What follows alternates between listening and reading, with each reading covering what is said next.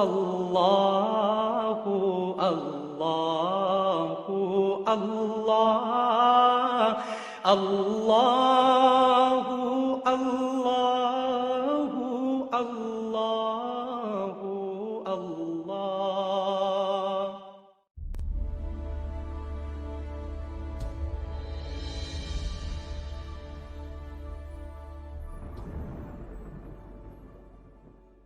السلام علیکم ورحمۃ اللہ وبرکاتہ۔ ناظرہ قرآن کورس کی کلاس نمبر 6 میں رمضان قرآن کے میں گزارنے کا عزم کرنے والوں کا یہاں استقبال کیا جاتا ہے۔ ناظرین کرام، صوتی طریقہ تدریس میں ہم نے سب سے پہلے ہونٹوں سے ادا ہونے والے 4 حرف پڑھے، اس کے بعد زبان کی نوک سے نکلنے والے 12 حروف اور ان 12 حروف کے 4 جوڑے، اور ان میں سے جو سب سے پہلا حصہ ہے جس میں 3 حروف ہیں، ان میں سے کل ہم سا پڑھ چکے ہیں اور آج ہم اس کا دوسرا حرف پڑھیں گے۔ اس سے پہلے ہم نے پڑھا سا، زبان کی نوک اوپر والے دانتوں کے ساتھ ہلکی سی ٹکراتی ہے، یا زبان کی نوک دانتوں سے تھوڑی سی باہر نکالیں تو ادا ہوتا ہے س سی سو۔ 2 زبر کے ساتھ سن سن سن، جزم کے ساتھ اس اس اس، اور شد کے ساتھ اس اس سی اسو۔ آج ہم چلتے ہیں اگلے حرف کی جانب۔ ہمارا اگلا حرف ہے ذال۔ ذال انتہائی نرمی سے ادا ہوتا ہے، جس طرح سا نرمی سے ادا ہوتا ہے اسی طرح ذال بھی نرمی سے ادا ہوتا ہے۔ ذال کا مخرج بھی بالکل سیم سا کی طرح ہے، یعنی زبان کی نوک جب ہم اوپر والے دانت کے ساتھ لگائیں گے یا تھوڑی سی باہر نکالیں گے تو ذ ادا ہوگا۔ ذال شروع میں یا آخر میں ایک کی طرح سے استعمال ہوتا ہے۔ آئیے چلتے ہیں، جب ذال پر حرکت آتی ہے تو اس کی ساؤنڈ کیسی ہوتی ہے، اس کی آواز کیسی آتی ہے۔ ذال پر زبر ہو تو اس کی آواز ہوگی ذ ذ۔ یاد رکھیں یہ ز نہیں ہوگا، یعنی اس میں سختی نہیں ہوگی بلکہ انتہائی نرمی کے ساتھ۔ اور جس طرح کل ہم نے پڑھا تھا کہ زبان دانتوں سے باہر نکلے گی تو سا ادا ہوگا، اگر زبان دانتوں کے اندر رہے گی تو سین ادا ہوگا۔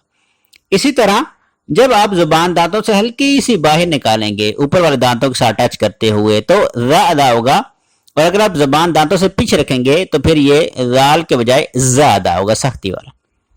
جی تو آئیے مل کر پریکٹس کرتے ہیں۔ ذ ذی ذو، دوبارہ پڑھیں ذرا، ذ ذی ذو۔ اسی طرح جب ذال پر تنوین آئے تو اس کو ہم کیسے پڑھیں گے؟ ذن ذن ذن۔ دوبارہ مل کر پریکٹس کیجئے، ذن ذن ذن۔ ناظرین ان دونوں حرکات کی اچھی طرح پریکٹس کریں، زبر زیر پیش کے ساتھ اور تنوین کے ساتھ۔ اسی طرح جب ذال کے اوپر جزم آئے، یعنی ذال ساکن ہو اور اس سے پہلے زبر ہو، تو ہم اس کو پڑھیں گے از از، زیر کے ساتھ از از، اور پیش کے ساتھ اوز اوز۔ ذرا دوبارہ اس کی پریکٹس کرتے ہیں، از از اوز۔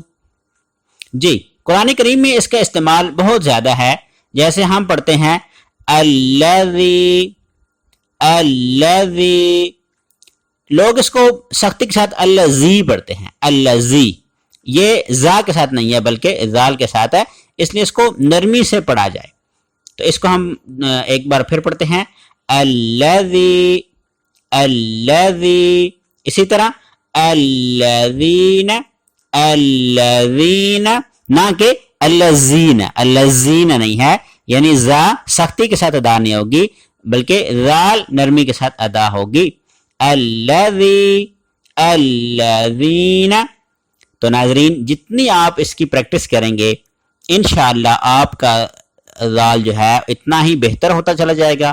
اور جب آپ قرآن کریم پڑھیں گے تو انشاءاللہ نہ صرف آپ کو پڑھتے ہوئے لطف آئے گا بلکہ اللہ تعالیٰ کے ہاں آپ کو انتہائی اجر عظیم سے نوازا جائے گا. تو یہ تھا ہمارا آج کا حرف ذال. آگے چلتے ہیں. ذال کے اوپر جب شد آئے تو اس کو ہم پڑھتے ہیں از، نہ کہ از نہیں پڑھنا بلکہ از، اذ، اذ. آپ تینوں پر زبر بھی لگا سکتے ہیں، زیر بھی لگا سکتے ہیں اور پیش بھی لگا سکتے ہیں، جیسے از، از، از، اذ، اذ، اذ، اذ، اذ، اذ. تو یہ ہم نے مختصر طور پر لکھ دیا ہے. آپ اس کی آسانی سے پریکٹس کریں اور جتنی آپ کی پریکٹس ہوگی اتنا ہی آپ کا حرف بہتر ہو جائے گا. از، اذ، اذ، اذ. تو یہ تھا حرف ذال. آئیے چلتے ہیں آج کی حدیث نبوی صلی اللہ علیہ وسلم کی طرف. عبداللہ بن عمر رضی اللہ تعالی عنہ کہتے ہیں کہ رسول اللہ صلی اللہ علیہ وسلم نے فرمایا رحمان کی عبادت کرو، کھانا کھلاؤ اور سلام کو عام کرو، جنت میں سلامتی سے داخل ہوگے. اس حدیث میں نبی صلی اللہ علیہ وسلم نے ہمیں 3 پیغام دیے ہیں. پہلا پیغام یہ ہے کہ صرف ایک اللہ کی عبادت کرو جس کا کوئی شریک نہیں، یہ جنت میں جانے کا ذریعہ ہے.